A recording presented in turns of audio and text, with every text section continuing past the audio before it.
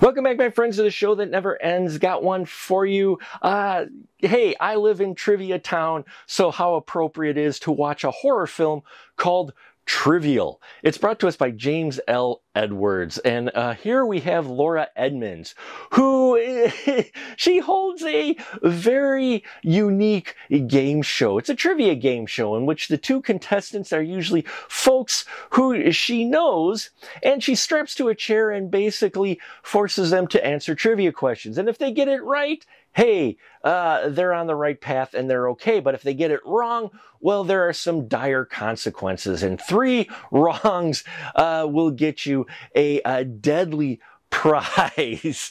And we see how she goes through this, why she's doing this trivia show, this kind of underground snuff game, and you know, what the significance are of all the contestants involved.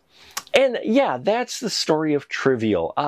James L. Edwards really put some interesting creative thought in your basic torture horror, your chair horror, as some would call it, movie. It takes place mostly in one location here, and we have the makeshift set that Laurel put together.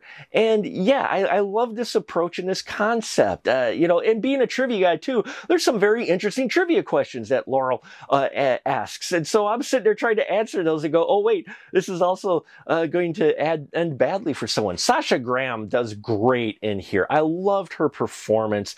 Just this wickedness about her, this playful wickedness that makes her creepy and scary, and the fact of how nonchalant she is and how much she is treating it like just a basic game show.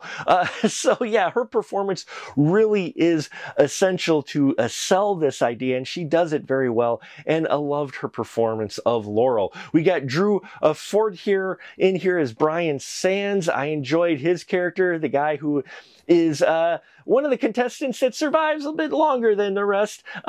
But him trying to piece together why he's there and the significance of his character was good. And Drew really puts in this confusion performance well, and seeing how he starts to put the pieces together. And then the director gets in front of the camera as Dean Mathers, probably one of the scummiest characters you'll see in here, and but also ends up being one of the most sharpest at trivia. So to see him go back and forth and trade barbs with Laurel and be the surprise contestant for her, I enjoyed too.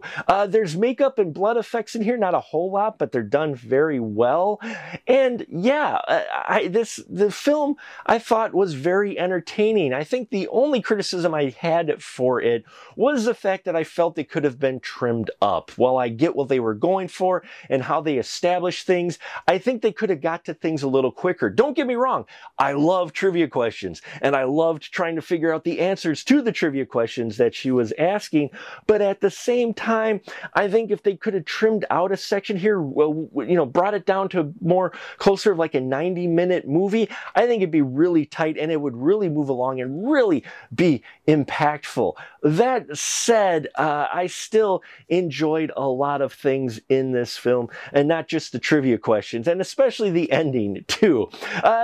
Maybe the other thing that maybe got to me was the logistics of where this was being posted. They don't go into like the technical aspects or whatnot, or where the video is actually going to be, if it's on the dark web, which I assume it will be. But yeah, and then during the credits sequence, you'll want to stay through that, because there's a wonderful montage video that plays during the credits sequence. It adds a little bit more to the reasoning of what Laurel did, and you know, the impact it had. So yeah, I love the approach of this, the story, everything about this just needed to be shorter. So thank you so much for watching. If you have seen Trivial, love to hear your thoughts on this interesting killer horror film.